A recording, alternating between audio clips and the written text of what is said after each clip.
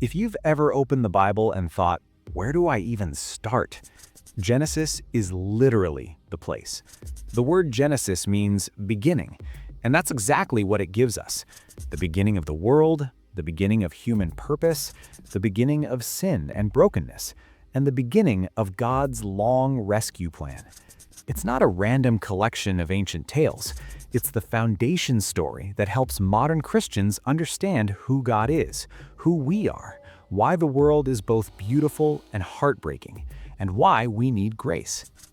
Genesis is usually divided into two big movements.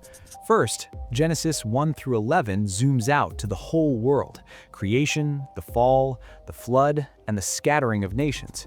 Then, Genesis 12 through 50 zooms in to one family, Abraham's family, because God chooses to bring healing to the whole world through them. That structure is one of the clearest clues about what the book is really doing. Part 1. Genesis 1 through 2. Life has a maker, and you have a purpose. Genesis opens with a bold claim. The universe isn't an accident, and it isn't ruled by chaos. God brings order, beauty, and goodness out of darkness and disorder. And then comes a stunning idea. Humans are made in God's image. That doesn't just mean we're special. It means we're meant to reflect God's character into the world. We're designed to represent Him here, caring for creation, cultivating what's good, and helping life flourish. Here's the bridge to everyday life. If you're a modern Christian trying to figure out identity, who am I? What am I for? Genesis answers, you are not a mistake. You are not just a consumer, a worker, or a collection of impulses. You are an image bearer. That means your work, your relationships, and your choices matter because they're meant to point outward to what God is like. And Genesis also shows that God isn't stingy. He provides a world that's good, and He gives humans a place where they can grow and thrive. It's a picture of life the way it's meant to be. Part 2. Genesis 3 through 11. The world is good and yet deeply broken. Then comes the twist. The humans are given a choice. Will they trust God's definition of good and evil, or will they take control and decide for themselves? They choose autonomy. They reach for the fruit. And the result is immediate. Shame enters, trust fractures, blame fills the air, and intimacy with God is broken. Genesis is brutally honest. Sin isn't just breaking rules, it's breaking relationships. First with God, then with each other, then even with ourselves. And the damage spreads. Cain kills Abel. Violence grows. Human pride builds systems and cities that multiply corruption. Eventually, the story reaches the flood, a sobering moment where God grieves the violence humans have filled the world with, and He acts to stop it. Yet even there, God preserves life through Noah and begins again. And what happens next is almost painful. Noah fails too. The problem isn't solved by a reset button, because the problem lives inside the human heart. Finally, Genesis 11 shows the Tower of Babel, people united not to worship God, but to make a name for themselves. God scatters them, confusing their languages. An act of judgment, yes, but also a limit on human evil multiplying without restraint. Now, bring that into 2026. Genesis 3 through 11 reads like a spiritual diagnosis of the modern world. We live with technological power, social division, conflict, addiction, exploitation, and loneliness. We're surrounded by progress, yet still haunted by the same question. Why is it so hard to do what's right, even when we know better? Genesis says the world is good, but we've bent it, and we keep bending it. But Genesis doesn't leave us in despair.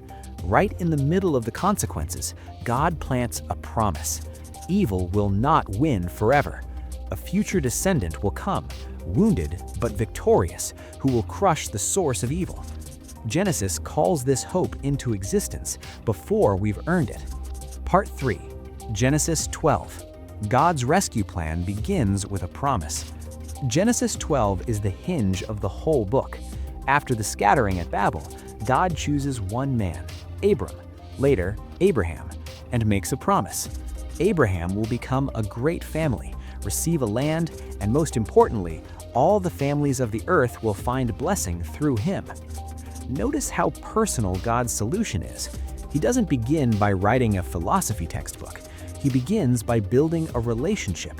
He starts with a family, because families are where the real stuff of faith gets tested.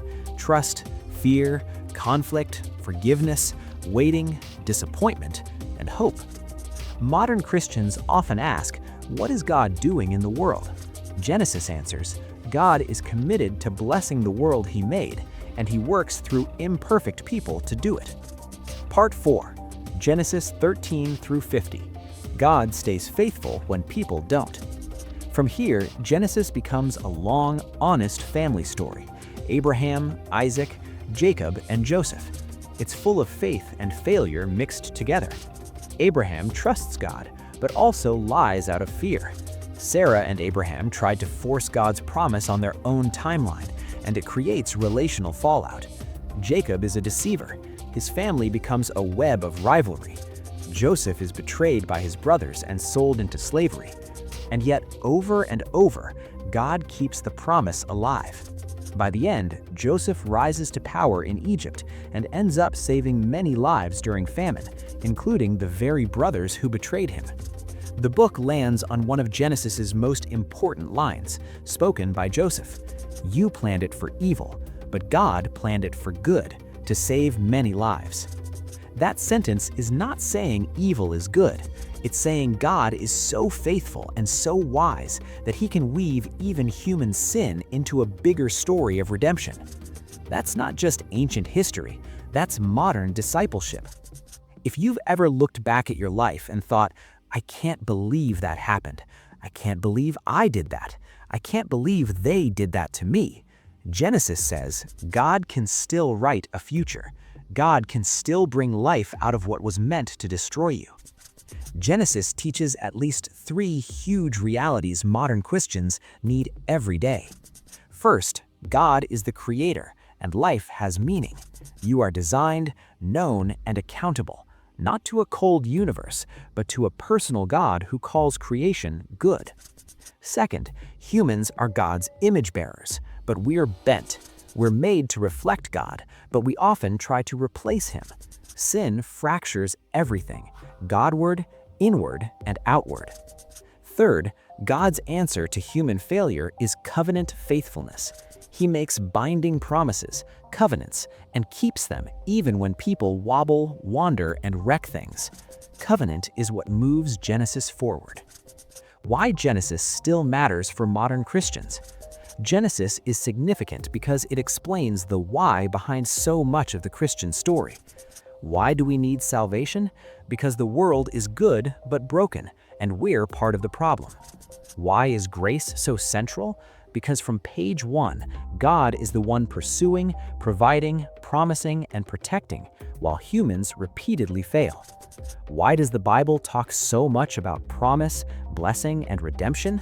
Because Genesis frames God's mission to bless all nations through Abraham's line, a story that later Christians understand as fulfilled in Jesus. And why should this shape your Monday morning? Because Genesis gives you a realistic spirituality. You can be honest about sin without drowning in shame. You can face suffering without assuming God is absent. You can pursue holiness without pretending you're flawless. Genesis trains you to live with both truth and hope at the same time.